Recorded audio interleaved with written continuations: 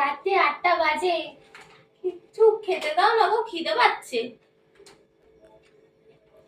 কিছু টিফিন দাও না করে।